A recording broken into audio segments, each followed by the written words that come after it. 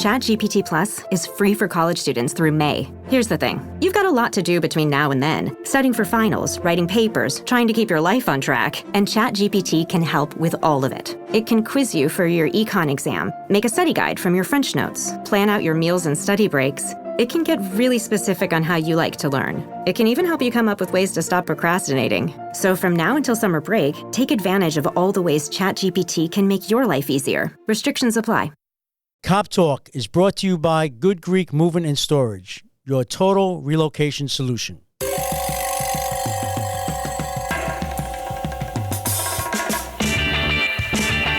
This is Cop Talk, talking crime, cases, and backing the blue. Now, here are your hosts, Captain Ed Mehmet and Detective Kevin Schroeder. Hello, everyone, and welcome to another episode of Cop Talk. I'm Kevin Schroeder, and I'm here with my co-host, Ed Mamet. Say hello, Ed. Hello, everyone. Good to be back for another episode of Cop Talk. Okay, so today's guest is Alison Esposito. Alison is running for the GOP nomination of the New York 18th Congressional District. She's born and raised in Highland Mills, New York. Her father is retired Chief Michael Esposito, who is well-liked and well-respected on the police department. She also has over 25 years in the NYPD. She retired as the rank of Deputy Inspector. And she also ran for Lieutenant Governor with Lee Zeldin. Alison, welcome. Thank you very much. Thank you for having me, gentlemen. So, Alison, why don't you tell our audience a little bit about yourself, where you grew up, born, raised, your career? Okay, so it feels like I'm alive 100 years. I feel like still so much more to accomplish. I grew up in Highland Mills, which is in Orange County, right. Which is just outside of New York City. My father was a cop. When my parents got married, they wanted close enough to be accessible to the city, and then far enough where we had a bit of a backyard and streets to close down and play in and all that kind of good stuff. So back then, Woodbury, Highland Mills, it's a bedroom community of New York City, but it's all cops and firefighters. That's who could afford it. It was close enough to the city to work there and far enough away where they could afford to live there. So we grew up there. It was myself, my brother, my sister, and obviously my parents.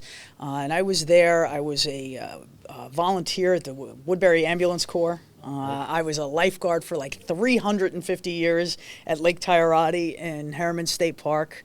My brother and sister worked for the Res, which is Earl Reservoir in Woodbury.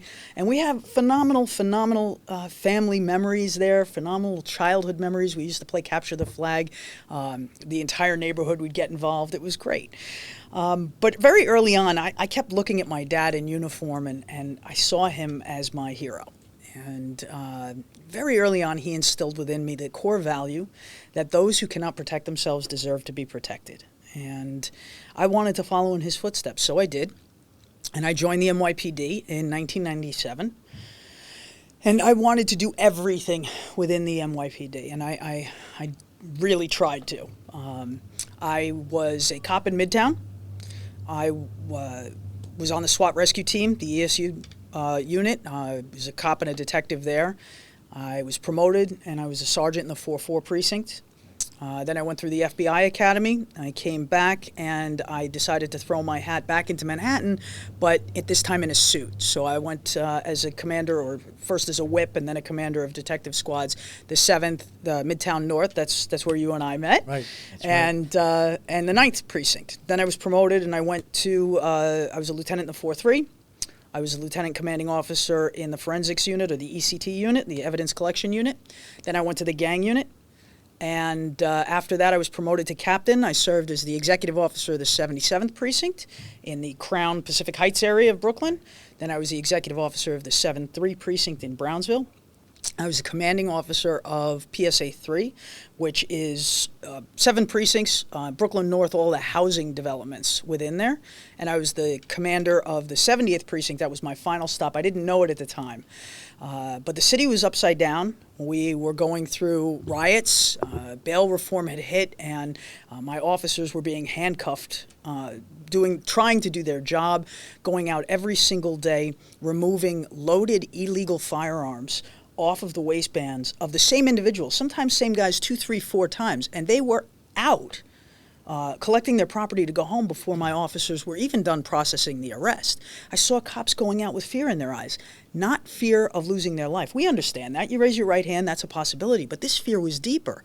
It was losing their job or potentially their freedom for doing the job that we ask them to do, that society needs them to do. And I took a look at the seat that I was sitting in and the hat that I was wearing, and I realized I was sitting in the wrong seat and wearing the wrong hat to affect the type of change that New Yorkers so desperately needed.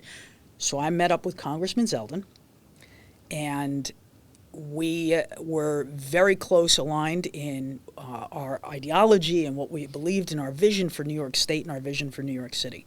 So I walked away from the career that I loved, and I love my cops more than my next breath of air. But I did this in part for them. So I left early. I wanted to outrank my dad. I wanted to serve more years on the force than he did. He was in his 38th year when he retired. But I walked away to serve the people of not only the city of New York, not only my officers, but the people of the state of New York and the people of the country. How long are you retired now? I left to run with Lee, so it's about a year and a half. So it was, Ish. you can go back, right? No, I can't. No, not anymore. I can't go back. Yeah. You know, it's, funnily enough, I kind of say this jokingly, but I had a bully pulpit for a while, and I called out our politicians and local leaders and elected officials, and I'm not sure all of them would welcome me back with open arms after that. Alison, Detective Jonathan Dilla. Tragic. Disgrace, tragic, should not have happened. Mm-hmm. Why? I mean, where do we go from here? I mean, what? So Introduce again? Police officer? detective. Oh, detective. Joe. Okay. Get back in your seat. Do me a favor. The coffee's out there, will you? Thank God for Ed. So where are we going to go from here, Eric? Say the same question again. You want the same question Yeah, again? and then go from Okay. Ready? Yeah. So, Allison, Detective Jonathan Dilla. Tragic. Tragic, horrible, disgrace. Where do we go from here? It's an interesting question because I want to say we can only go up. But I would have said that with the tragic loss of Detectives Rivera and Moya. Right. I was at the funeral. I saw Stephanie give an impassioned plea. I looked at her and the grief that she was experiencing. I cried for her and with her. And she was begging our elected officials to protect the officers that go out every day and put a uniform on, to put their lives and their families on the line to protect strangers. And she so eloquently said, she was a hero in her own right. She was so eloquently said 2 years and 2 months ago, a similar situation, a widow standing before these feckless elected officials, begging for change, begging to hold criminals accountable for their actions. So where do we go from here? I pray this is a turning point. I pray that people are waking up and realizing that a society that turns their back on their cops cannot exist. Right. Our officers go out every day, and I couldn't have been more proud to be among their ranks, but I couldn't be more proud of them today than I was yesterday or the day before. Every day these heroes go out in spite of these odds, in spite of the elected officials in New York State, Kathy Hochul, Letitia James, right, that have turned their back and making their jobs impossible. Look at Alvin Bragg. Alvin Bragg refuses to prosecute crime. He thinks DA stands for defense attorney. Yeah, right. Now, when Lee and I were running, we were campaigning on the issue that if he wants to be a defense attorney, fine, go do that, or go to the legislative branch to change the laws. But you're a district attorney. Your vow, your oath is to uphold the law and prosecute crime. And he is failing to do that. And he's putting our cops at risk. If you look at, there's so many people that love to say crime is down. Crime is not down. Okay? If you compare this year to last year, maybe crime is down a little bit. But that's like comparing inflation You know, Joe Biden wants to say inflation's down. Great, it's down a point from a 40-year high. It's still ridiculous, and New Yorkers and Americans are finding it hard to either put food on the table or gas in their cars. But if you compare the numbers now, or the numbers in 2023 to 19, when bail reform took effect, you're going to see marked increases in murders, something like 27%. In grand larceny autos, 194%. Burglaries, 30%. Robberies, 30%. But it's not just that. Kathy Hochul loved to stand there and say, oh, it's a perception of fear.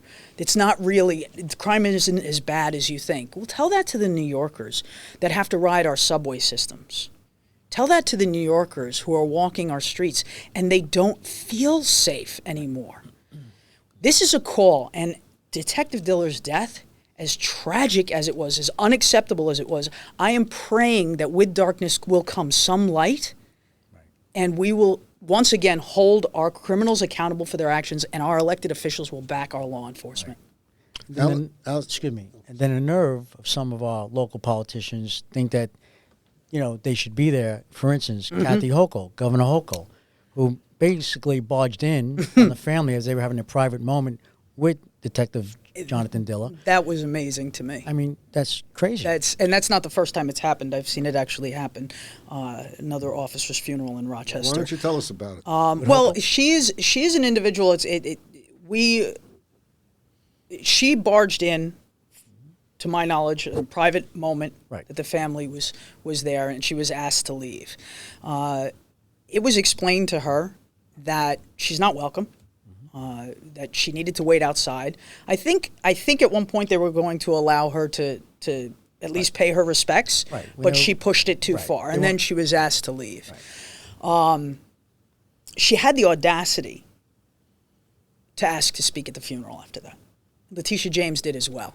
Now, Letitia James,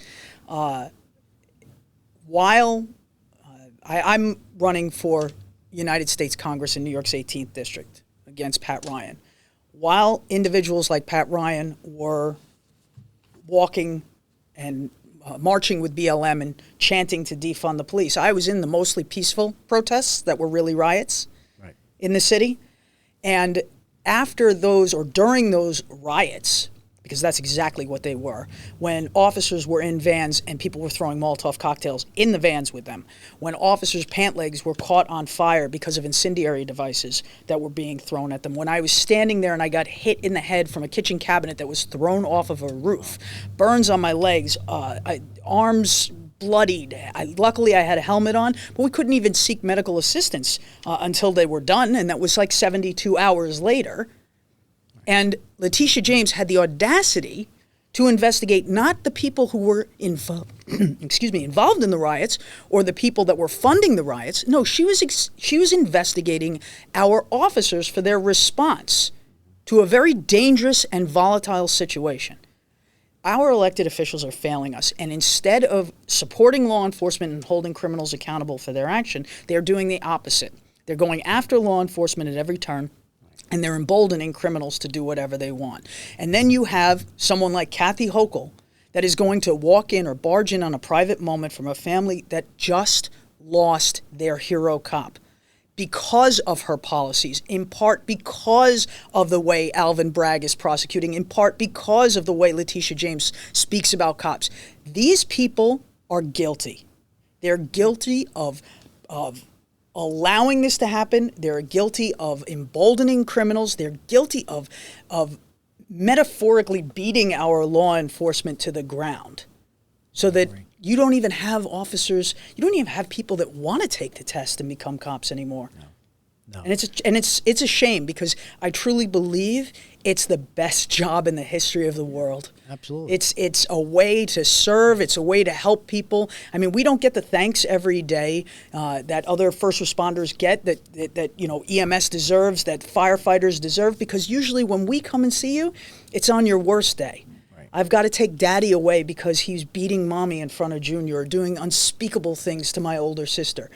These are the times that we sometimes see our New Yorkers, sometimes see our Americans. So we interact on some people's worst days, and we have to make sure that we are not defunding our police, but we are funding, training, giving them the resources that they need to do a job that is so difficult with the compassion that we demand.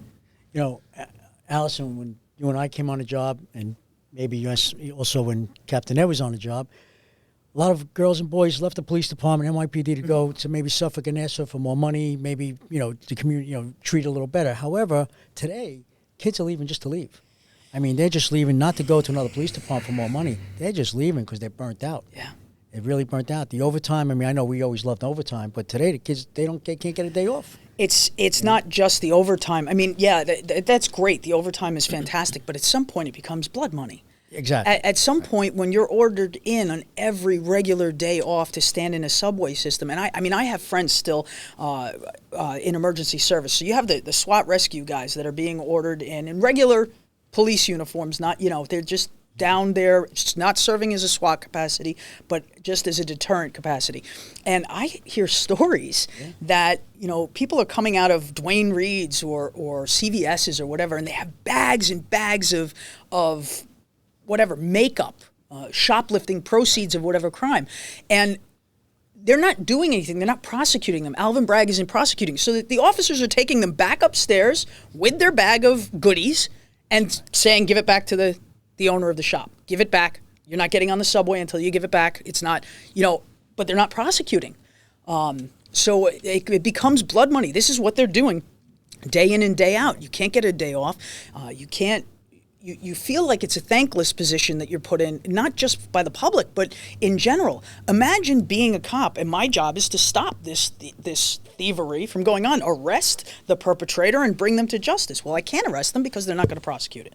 So I feel like now if I get involved and he fights and it becomes an assault, am I going to be the criminal? Exactly. It's a very scary endeavor. Very good point. It's a very scary endeavor for our officers. Yes. And I really believe in change in leadership.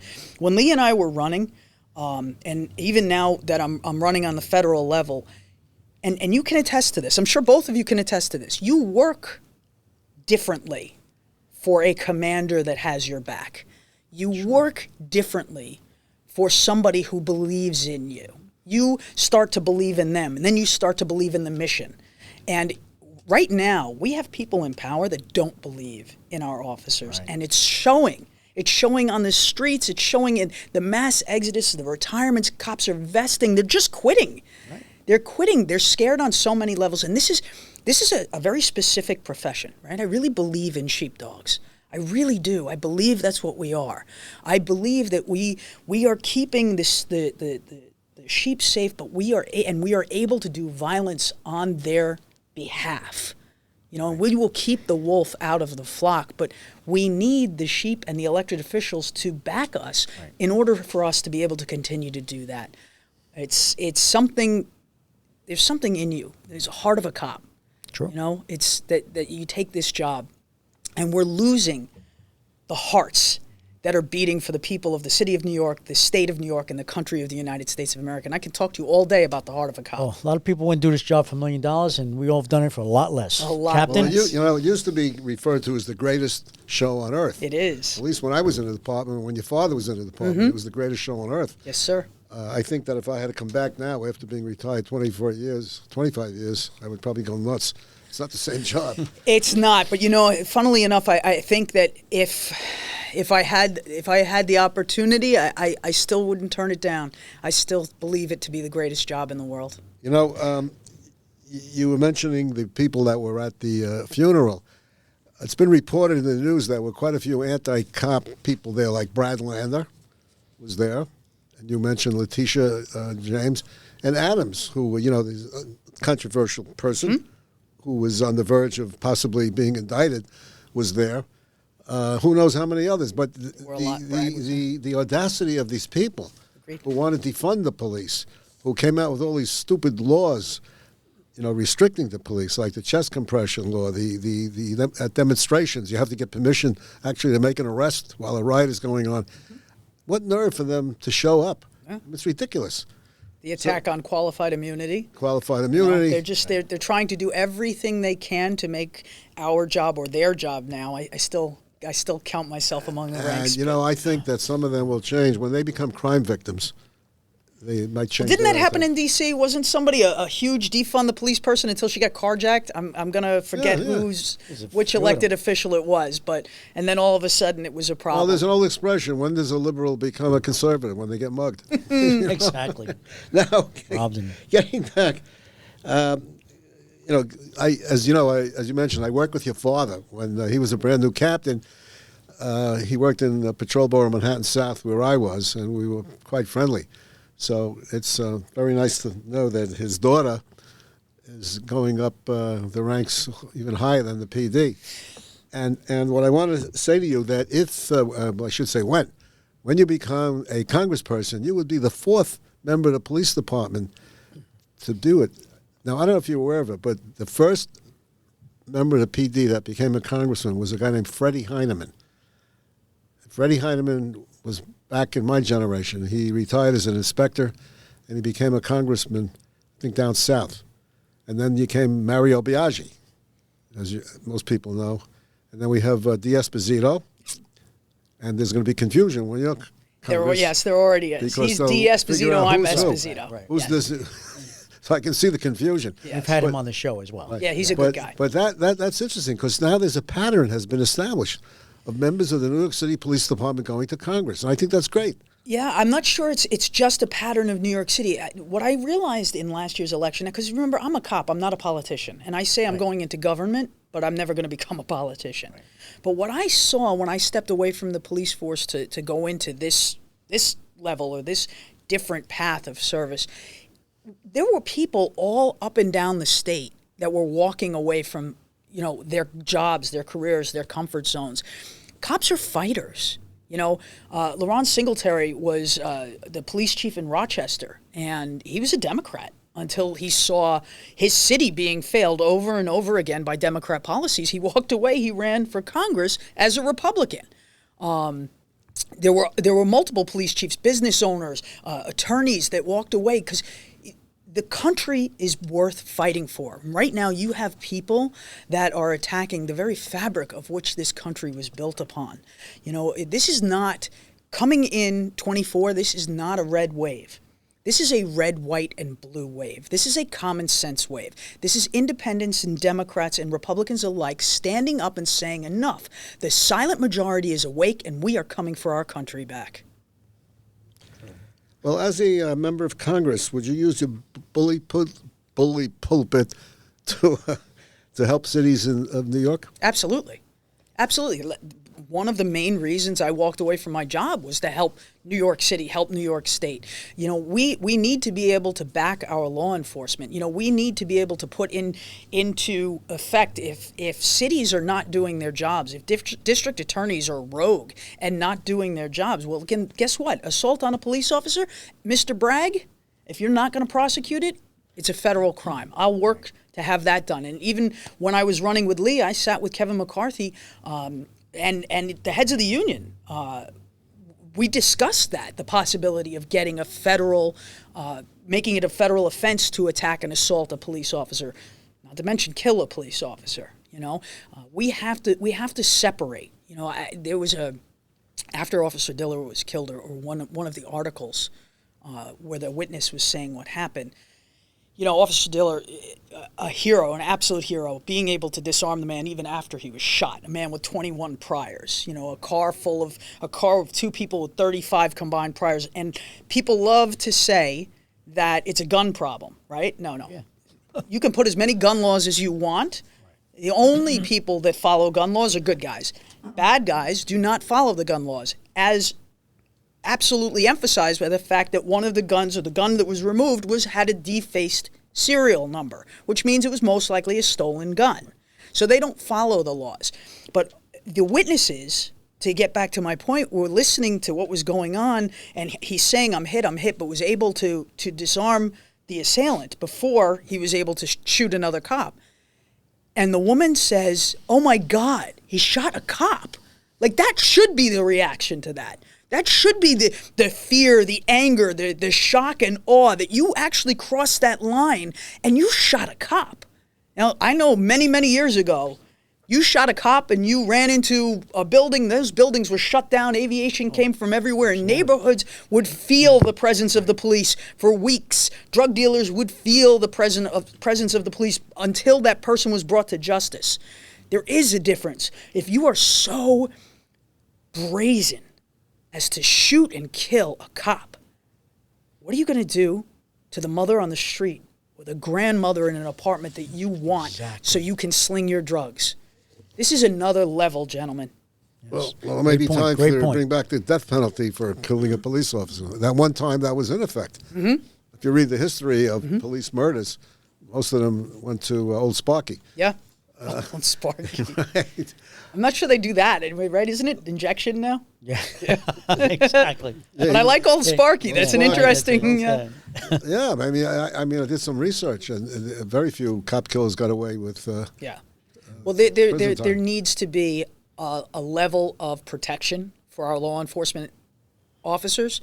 You know, whether people say it's a deterrent or not, it's a level of protection, and it's next level if you're going to fire on a new. And this was 5:50 in the afternoon during the week. Right. I mean, these offenders are brazen now. They're emboldened, and you know we're actually doing a disservice if you look at it to the very communities that these elected officials say that they're protecting. You know, it used to be where we would, let's say we get a kid who's 14 or 15 or 16 with a gun on his waistband, but it's his first offense, right? We get him into the system, he's going to have to see a judge. Now, they're out 2, 3, and 4 times. By the time he sees a judge, he's already got 3 weapons possessions under his belt, and now he has to, instead of having him monitored or a program or police, you know, maybe being able to counsel him, we're losing kids to the other side. And then the younger they are now, they're feeling like, well, if nothing is happening to my friends, I can carry a weapon. Right. So now I'm carrying a weapon and I get involved in an altercation. Guess what? I now have that weapon on my body, on my person. So now I take the shot and I've ruined 2 lives, and we could have saved them. And this is it's all having a ripple effect, and it's affecting the communities that they are purporting to serve the most. It's a facade. It is smoke and mirrors. It is. On a federal level, when you're in Congress, what would you do in terms of legislation to help the police nationwide? Well, that's one of them. That's it. You know, the Law Enforcement Bill of Rights. You know, the ability to weigh in if they're not being prosecuted, if cop killers aren't being prosecuted, if an assault on a police officer isn't being prosecuted, that should be a federal offense. We have to make sure that our police officers are backed. We have to give them funding and resources and the ability. Now, my opponent, Pat Ryan, he's you know, a sanctuary city guy. He refuses cooperation with ICE when he was the Ulster County executive. He calls guns weapons of war, right? He says, oh, the weapons of war that I used have to be taken out of police hands. No, those are weapons of defense. You can put a rocket launcher in my hand and this entire community is safe. Nothing is going to happen, okay? But even in Minneapolis a couple of weeks ago, the police needed an armored vehicle to go to a hostage or a barricade situation, and it was firing into that vehicle. These are not weapons of war. These are weapons of defense, especially placed in our law enforcement's hands. So my opponent wants to take those weapons away from them. I'll do everything I can to fight against that. I'll do everything I can to fight for our Second Amendment. It's ludicrous of what's going on. Are you familiar with the old Law Enforcement Assistance Administration? Law Enforcement Assistance. The LEAA, Law Enforcement Assistance Administration. I'm not sure. Well, it was created after the riots of the '60s. There were two aspects. One was to college-trained police officers, and the other was to encourage local jurisdictions to come up with different plans. In fact, I went to college on that bill. It didn't cost me anything, and it was a very good program. It sort of phased out. Would you be considering something like that? I would look into anything that would get more quality candidates through the door in law enforcement. See, we see it happening across the country in colleges and schools, and you know the loss of meritocracy. We're just getting anyone in. I want to make sure that the right people are officers. You know, we always strive to do better. It's officers. You know, we believe in transparency. Nobody hates a bad cop more than a good cop. We want the right people. So I would be open to any legislation that would allow for communities to select the right people, representative of their area, of their community, to be able to protect and to serve. I don't believe in unfunded mandates either, though. You have the state coming down and saying, well, you have to hire, 25 new law enforcement officers based on this criteria, and we'll give you the money for the first 2 years. Well, then what do we do afterward? We have to make sure that we're not just blanket telling these local jurisdictions what they need to do. We have to give them the support so that they can hire and train properly the right candidate for these jobs. Well, that was the focus of the LEAA. As I said, it was developed after the riots of the 60s, and the idea was to have better educated police officers and better equipped communities to deal with these problems. Yeah, I love it. I don't know what the reason why it went out of existence. It was around for about 15 years and it's gone. But I would recommend that you look it up. Sure. And maybe perhaps, propose something like that again. No, like I said, local jurisdictions, any way the federal government would be able to help them, I would be interested in doing that, because we need police officers on the streets, and it's not just even about filling a quota or a number of people. It's when you are undermanned, it's a danger not only to the other cops but to the community. Response times go up. You see it all driving the city. Don't call 911 if you have an accident. Pull over, exchange information. We don't have the ability to respond to these things anymore. We're trusting you to do it yourself. Please don't hold up traffic. Don't get into a fight over the accident. Don't kill each other. Right. Do it yourself. We have to do everything we can, and you will have law enforcement will have a supporter in me. It is my first love. So these radical DAs, we have to hold them accountable. So the district you're running for, that would be Orange County Prosecutor's Office. How would you compare the Orange County Prosecutor's Office to Bragg's office? Well, we'll start there. Bragg's office, I don't count as a district attorney. I think he is shirked his responsibility. He's failing to uphold his oath of office. He's turned his back on New Yorkers, and not just cops. He's turned his back on good, hard-working, everyday New Yorkers that just want to travel from point A to point B without becoming the victim of assault or the victim of a robbery, or New Yorkers that want to go into their local Duane Reade and get shaving cream without having somebody come out and unlock it. I mean, everything has gone by the wayside in New York, and it's because he doesn't want to prosecute low-level crime. Well, what happened to prosecuting low-level crime before it turns into higher level crime? Turnstile jumping. How many turnstile jumpers are armed? How many? I mean, remember when you're a cop, you were down in the subway. That's what you were looking for. They're going to draw my attention to you. I always said to perps, you drew my attention to you. Now you've got my attention. Don't be upset you got my attention. Right. But Alvin Bragg wants us to turn away from attention that's being drawn to lower level crimes. That's not the way it works. Broken windows theory is a real thing. And like I said, we could always strive to do things better. We don't want a community to feel that they're over-policed. We want our officers to be as much a member of the community as possible. I worked longer hours than I ever was at home, so I always marked myself among the community that I served, a member of the community that I served. And I saw firsthand after bail reform went into effect and criminals, repeat offenders were being let out on the streets, the same people that Bragg is saying that he's protecting, we had people in the housing developments. We had older grandmas begging, please give me back my cops. I can't walk through the lobby anymore. They're slinging drugs out there. I can't get out of my vestibule. I can't sit on the park benches. I'm being accosted. It's a fear now. There's problems that are going on. Please, I am a disabled individual, and it's summertime and my window's open and I don't have air conditioning, and all that comes in every second of every day is marijuana that's just floating into, and I can't escape it. I can't get out of this apartment.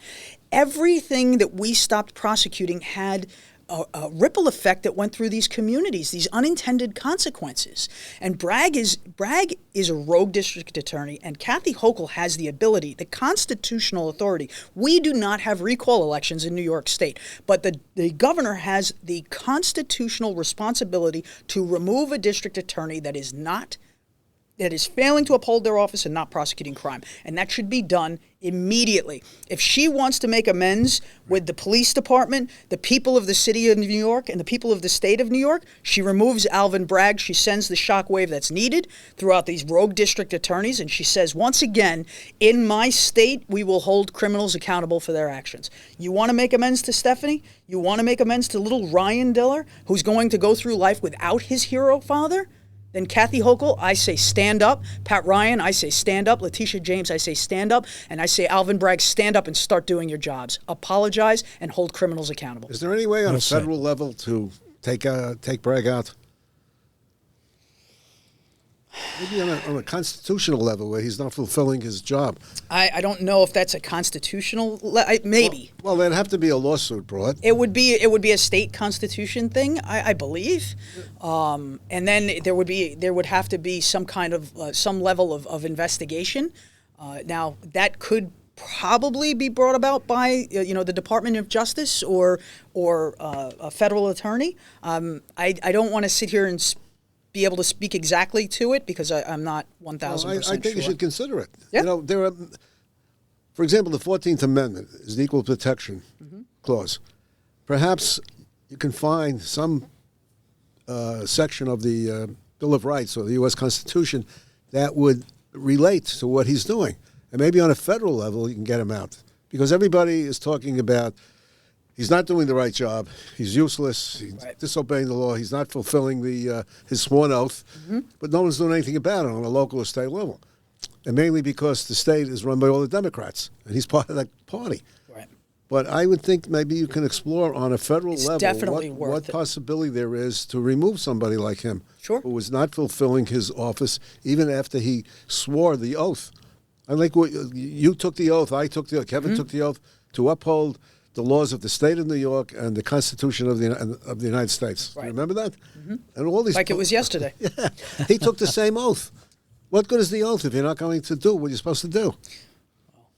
So there's an idea. Few elected officials, I might say, what good is the oath if they're not going to do? If you come, we might have a list. Yeah. I think it's worth researching. Absolutely, I'd be willing to look into anything or any suggestions that anyone has that they think would help us fight this. I hate to say that we're in a fight. Well, you know what I suggest you speak to Alan Dershowitz, who's the leading constitutional authority, and he's always on this station. Okay, I would be excited to hear his thoughts on it. Absolutely. He's a good guy. Yeah. Alison, are you aware of Donald Trump's anti-crime plan? I am. And actually, I think most of it we touched upon. These are all pretty much part of it. Yeah, he wants to go after rogue district attorneys, right? He's going to use the National Guard if the state's failing to secure or failing to protect their people, right? He's going to deny funding to states that aren't cooperating with ICE, that aren't deporting. We have a very big problem in our southern border, and we sit here as New York City cops. 2023, 300 known terrorists from special interest countries crossed our southern border, 400 from our northern border. That's who we caught. There were 2 million gotaways. We have no idea who's in this country. And 2 weeks ago, we got a guy crossing the southern border that was part of Hezbollah that said, I'm here to make a bomb. They are here. The farther we get from September 11th, the closer we are to September 10th. So we must do everything we can to secure our southern border, to find out who's in our country, to get rid of the criminals that have infiltrated our country, the illegal aliens that were smuggled from cartels, the gang members, the terrorists on the watch list. You have a failure, a complete failure at our southern border. And it's not just Joe Biden. It's people like Pat Ryan, who's my opponents, that believed in sanctuary cities, that made Ulster County a sanctuary county, that refused to cooperate with ICE. You saw Kathy Hochul get cute after they started busing the migrants up to New York, right? She was like, oh, we're going to be fine. Give us your cold, you're tired, you're hungry. And then how long did it take for her to turn around and go, whoa, wait. You see it in Denver now. They're like, we can't sustain this. We don't have enough money. They're telling the migrants in Denver, we'll pay for your ticket. Go to New York and go to Chicago. They give you more free stuff. Right. This is what's happening. So, yeah, I am aware of what President Trump wants to do. I would welcome his support to New York State to back our law enforcement, to use the National Guard where states who are failing, to allow for corroboration, to allow for ICE and the police departments to communicate so that we can determine, who shouldn't be in our country. And again, I'm all for conversations where I know, when you talk about responding to like a domestic incident, and you have two people that could possibly be migrants, we're not routinely asking your immigration status. We don't want to deter you from saying someone committed a crime against you. You don't want to go after the victim. But when you're telling me you arrested a perpetrator for a violent crime and you're not going to return him to ICE to get him out of the country, we have a problem. Sure do. 2 months ago, I think it was, you had a whole bunch of males come across the border from Georgia with ankle bracelets on. And then they come at President Trump saying, oh, well, they're emptying out their prisons. No, that's ankle bracelets. They're emptying out their prisons. That's exactly what they're doing. And now, and even going more towards the terrorist side, in October, 20,000 single male military age from China crossed. That's up 4,000%. It was 400 people in 2021. Why are they here? Yeah. What's going on? Is it because the border's open? Is it because there's farmland that needs it? They ask for asylum. The CCP knows where they are. Once they are turned down for asylum, they're not welcomed back into the country, and their families are still there. So they owe China. So we have a problem. Oh yeah. And these are facts. This is not like the conspiracy theory. We have a problem. We have to make sure that we're protecting our United States citizens, and right now we're not. And our taxpayers are at their wits' end. In New York State, we're like the highest tax in the union, the highest budget in the union. It's ridiculous. It's ridiculous the amount. I think we're $233 billion for a budget. We're overtaxing our people. People in New York are freeing to cheaper, freer, and safer states. They can't handle it. You all have friends selling their homes in upstate New York and Long Island? Yep. Going south. Why? Yeah. Freer, cheaper, and safer states. Absolutely. Lee used to say it. New Yorkers are at their breaking point. And he would say, and it's funny, but it's not funny. There is nobody, no family sitting at a kitchen table in Texas or the Carolinas or Florida going, oh my God, I can't handle this anymore. I'm overtaxed. My kids' education, there's a war on education. The teachers aren't teaching facts. They're teaching opinion. I have to get out of here. I can't afford to put bread on the table and gas in my car. I have to get to New York. I have to go to New York. Said no one ever. Right. We are mismanaged. They're not protecting their people. They're overtaxing them. There is an attack on our children's education. There's so much that we need to do as a country. This is, especially when you're talking about global our children's education. This isn't just competing with Jenny down the block. This is global competition. We need to set our children up. It doesn't matter who you are, where you live, suburban, rural, inner cities, out of cities, what gender you are, what color your skin is, or what God you pray to. Every American child deserves quality education, and every parent should be as involved as they wish, as they can be in their child's education. I love our teachers. I think they're fantastic. I grew up with teachers. They were friends I grew up with in life and in the career, and it was always a big joke. I said to the teachers, if you fail, I get them, so don't fail. I said that to them all the time. But now you have curriculum that's being put forth. Now, my teachers love their kids. They worry about their kids. But this curriculum teaches our children to hate each other. It teaches our children to hate the greatest country in the history of the world. It teaches them to hate America. But what's worse is it teaches them to hate themselves for who they are, what they look like, and where they come from. And that is absolutely unacceptable. You as a teacher, your job is to teach reading, writing, arithmetic. You teach my children facts. I teach my children values. That's my job. Right. True. Other than the what you talked about before, are there other legislative policies that you would consider? Well, I think we have to do a lot in this country for mental health. I think that's a big problem when it comes to crime and public safety. I think I hear people all the time say that forced care is not compassionate, and I would push back on that hard, saying that forced care is compassionate more so than stepping over an individual laying in their own filth on a 30-degree sidewalk. That's not compassionate. We're better than that. It's much more, forced care is much more compassionate than allowing somebody to take out their demons or to perceive you as a demon on a New York City subway track and throw you in front of a train. So we have to do more in the way of funding, research, and whether it be supplies, housing, care, medical facilities, to be able to deal with the mental health issue that we have. And again, so it's mental health, it's public safety, it's law and order, it's border security. That's legislation has to be passed. Pat Ryan even voted against the Laken Act. Joe Biden has me so confused. Every time I say Laken, I think I'm saying it wrong because of his Lincoln. Yeah. But he voted against that. He's voted against border security. So it's crime, it's public safety, it's border security, it's mental health, it's our children's education. These are the inflation. Inflation. We have to lower the regulations on businesses. We have to lower taxes. We can be energy independent, not only in the country, but in New York State. We sit upon the Marcellus and Utica shales. We can be safely extracting our natural resources, not only bringing jobs back to New York State, we could be exporting energy to the country and to the world. But now we have weak leadership in the Oval Office right now. We have lost our footing on the world stage, and we're paying billions of dollars to our adversaries who are not mining the resources as cleanly as we would. And we're giving them billions of dollars. Look at the appeasement with Iran. We removed the sanctions on Iran. Now they're flourishing. Their proxies are hitting us. We were attacked more than 150 times in the Red Sea area. Are you kidding me? With very little retaliation. I don't believe the war in Ukraine happens under a different administration. I certainly don't think the atrocities, the sexual atrocities, happen in Israel. I was in Israel 3 or 4 weeks before the October 7th attacks.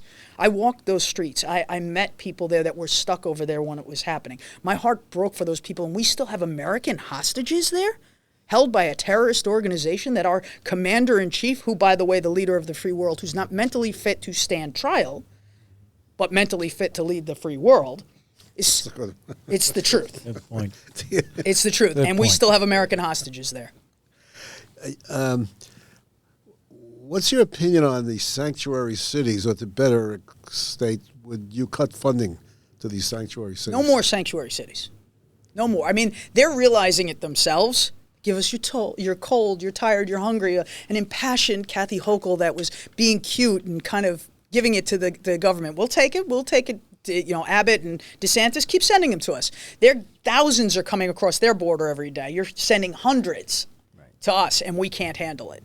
So no more sanctuary cities. We have to find out who's in this country.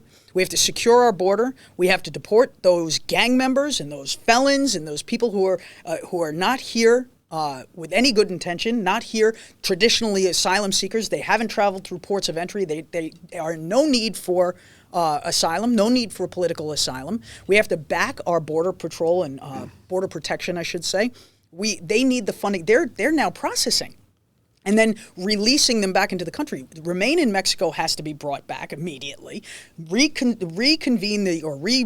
again the construction of the border wall. I was down at the southern border. I saw all of Trump's steel, all of the stuff that we were creating this secure border wall with, that is now laying there, not being used, and the Biden administration is selling it off for pennies on the dollar, just so that they're not using the prior administration's materials. This is the taxpayer funded. When I was at the border on these border towns, I was visiting the hospitals. I was visiting the the food banks, they're inundated and overrun. And the empathy by the doctors and these volunteers is still so very high.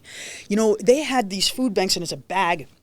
And they showed me the bag of goods that a family would need for the month, right? And these are families that have jobs. They're just, because of Biden's failed economic policies and the high inflation and the taxes and everything else that's going along with it, they can't make ends meet. They still have a job, but they can't make ends meet. So they get this bag. And it was like a bag of rice, 2 cans of whatever kind of vegetable, and then a couple of vegetables. This is a family of 4.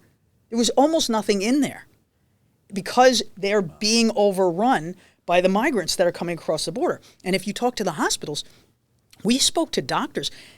These are, when I talk to you about like unfunded mandates by the government, oh yeah, you have to treat everybody. Well, who's paying for the medication? They're not paying. The migrants don't have insurance. The federal government isn't giving enough to keep their doctors are working 24/7. The nurses are working 24/7. They're running out of supplies. And then they're dealing with emergencies or acute, cases that are coming over the border. So if you're pregnant, you can't go to this hospital. You have to drive 80 miles away to go to a hospital that's not dealing with emergency situations. And it's just, it's a humanitarian crisis.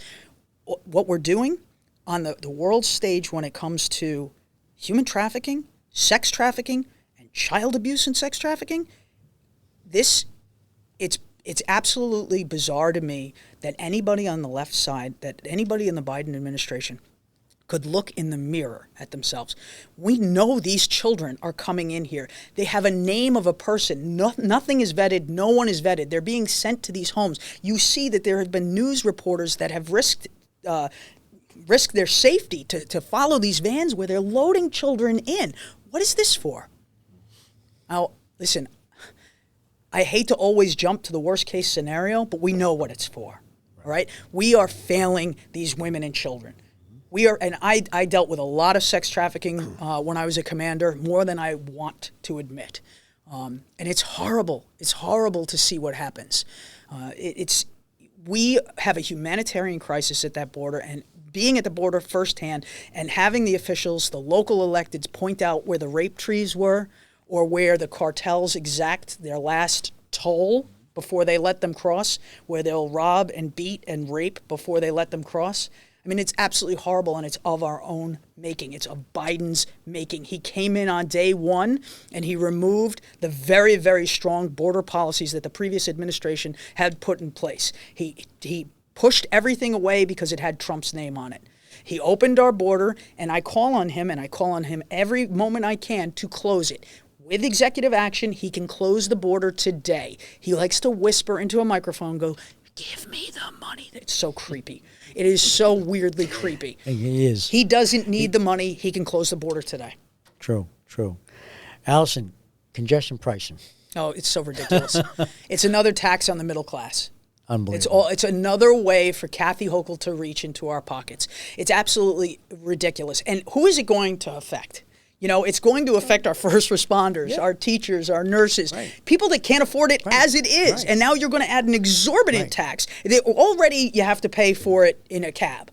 Now you're going to add this exorbitant tax to everyday workers, to blue collar, to middle class workers that are just trying to eke out a living and make it by. And what are you going to do? Inadvertently, you're going to create congestion in the other boroughs, because everybody's going to try to be negotiating around this ridiculous tax. This is not congestion pricing. This is an illegal tax, in my opinion. We keep doing everything we can to fight it. Lee and I would stand on the bully pulpit. I've been screaming about congestion pricing since I announced my candidacy for lieutenant governor. I will continue to try to fight it in any way possible. Yeah, first responders should definitely be exempt. Shouldn't be there. Right, exactly. It shouldn't be there. Because, I mean, yes, they should definitely be exempt, but so should the bread delivery guy. Right. You know, you have people that are not making the money to be able to provide for their families. And then you're going to charge, what is it, $23 to go into Manhattan? Right. Shouldn't have it at all. Shouldn't have it at all, as you said. But if it does come, I'd like to see the first responders exempt. First responders, teachers. Well. Yes. Absolutely. Teachers, doctors, I totally get it. Hey, it's the Good Greek Spiro, and I have some exciting news. Good Greek has been awarded National Mover of the Year. You've trusted the Good Greek for decades with your family's moving and storage needs. Now Good Greek is proud to be the nation's top mover. So when it's time for you to move across town or across the country, trust America's best mover, Good Greek. Go to goodgreek.com for Good Greek, the National Mover of the Year. Good Greek Moving and Storage, your superhero movers. We off? 30 seconds of carefree bliss. Oof, like wind in your hair carefree. Oh, like using Clorox Disinfecting All-Purpose Cleaner in the home carefree. Yes. Like dog slobbing on the coffee table and cleaning it with Clorox Carefree. He's on a roll now. Spit toothpaste on the faucet. You got it. You got it. Peanut butter on the light switch. Oh, spritz, spritz. Spritz, spritz. Clorox, man. Clean feels good. Okay, we're back. Use as directed.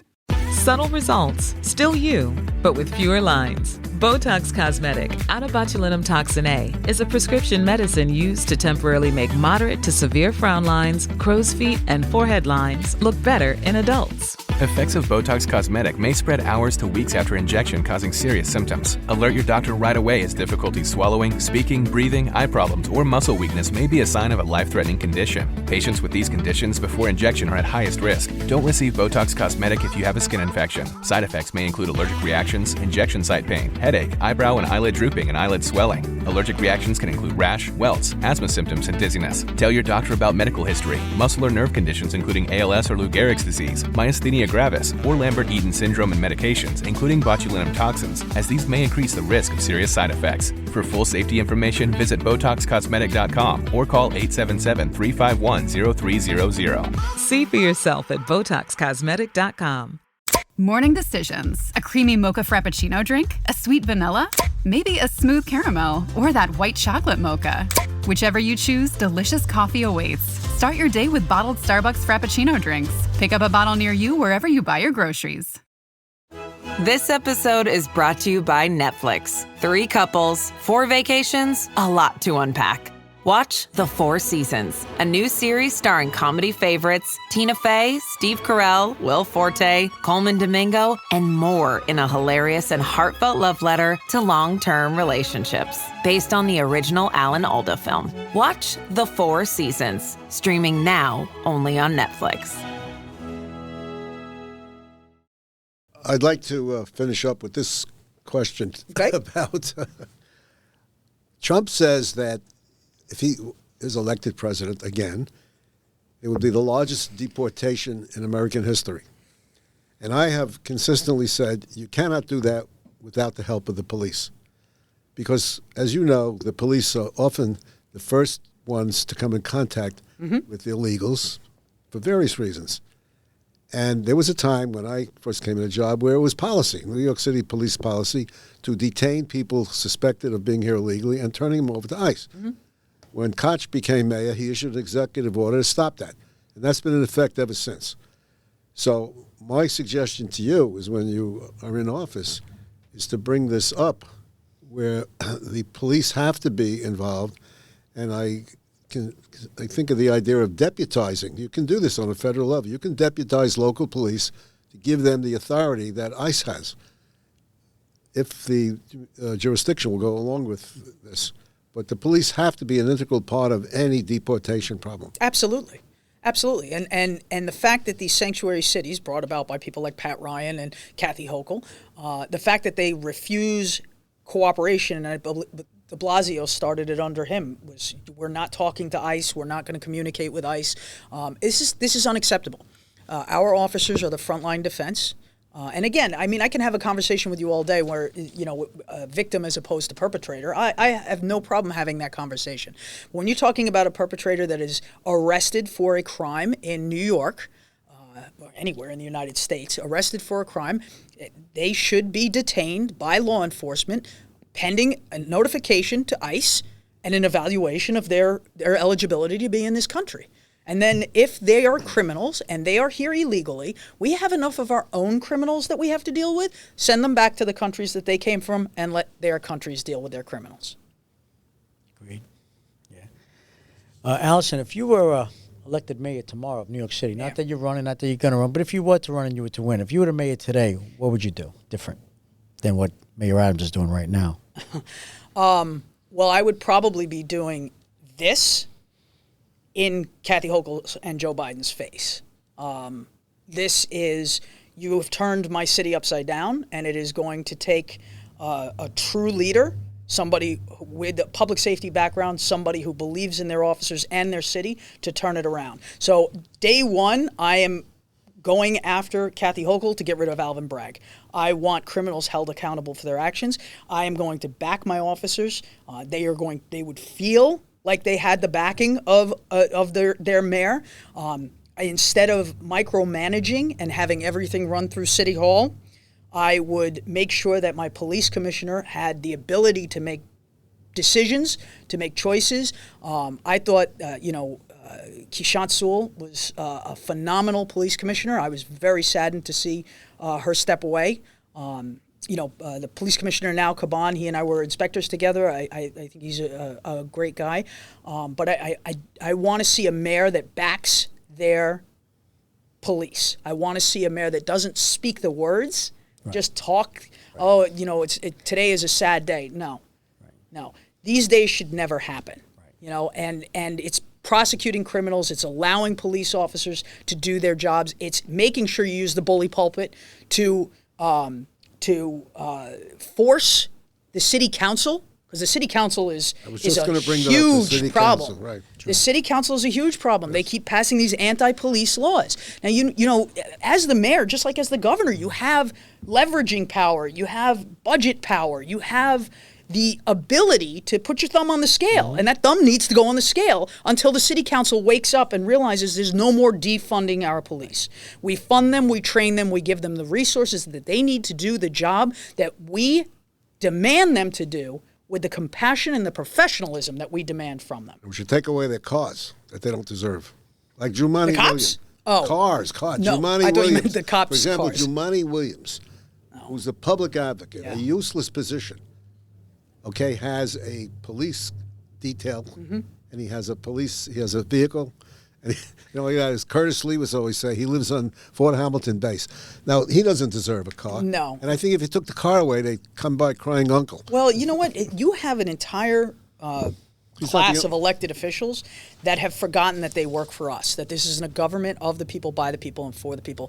And they have forgotten to put people before power. It's power in this administration, make no mistake, above all else.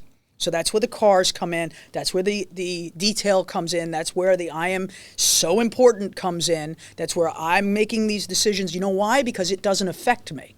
I'm not walking the subway in the morning. I'm not taking the subway to go to work in the morning. I'm not walking Times Square and being accosted by Elmo, or stepping over people having sex at 6 a.m. because that's not the time that heroin addicts get hit off.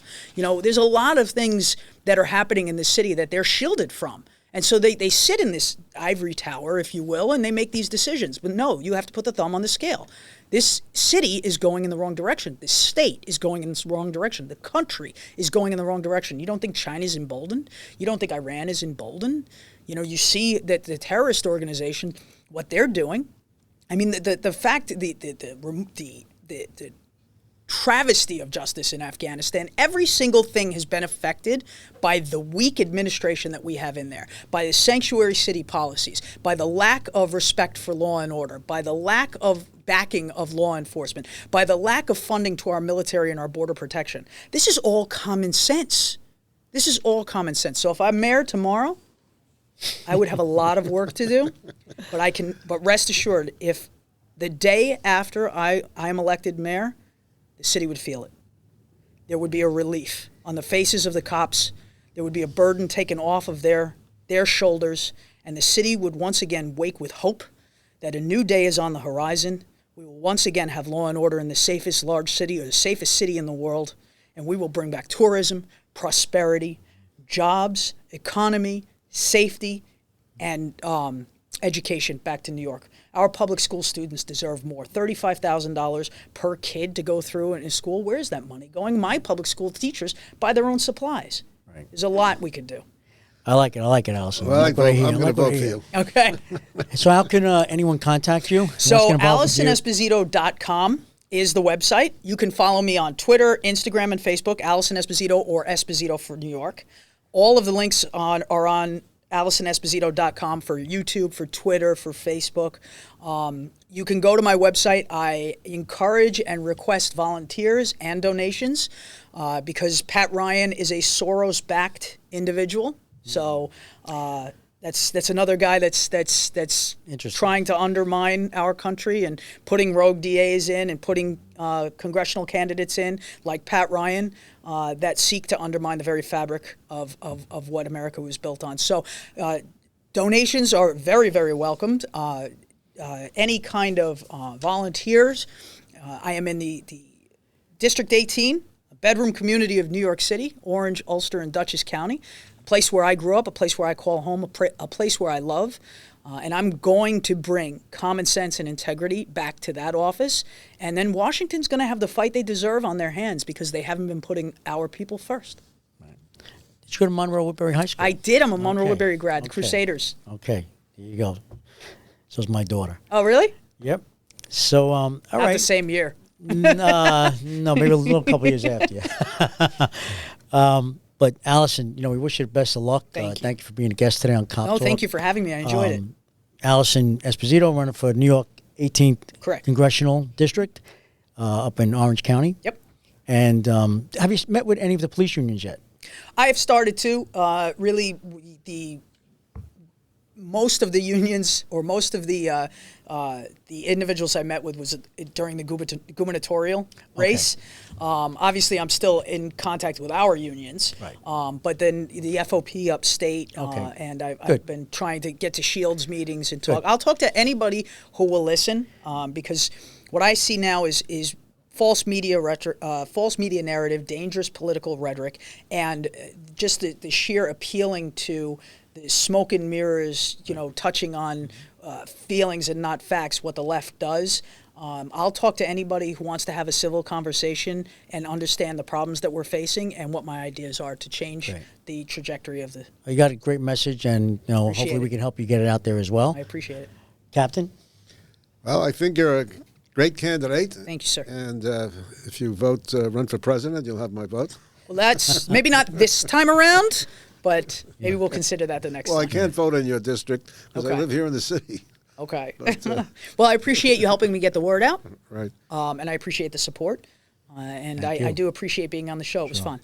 Thank you. Everyone, Alison Esposito, running for 18th Congressional District in New York. Get the vote out. She's someone we need, especially not only for law enforcement, but for everyone who's really looking for the change that we need. Yeah. Instead of just talking about it, let's do something about it. And cops, they complain, but they don't vote. Every cop is +8. Family cares. They want to hear that Velcro at the end of the night. You got to get out and vote. Every election. Get the vote out. You got to get out there. Your friends, your family, spread the word. Everyone, thank you for listening to another episode of Cop Talk. If you like what you hear, please subscribe to Cop Talk. You could also follow us on Twitter at Cop Talk WABC. That's at Cop Talk WABC. Until next time, God bless you, God bless America, and God bless law enforcement throughout the country. Thank you.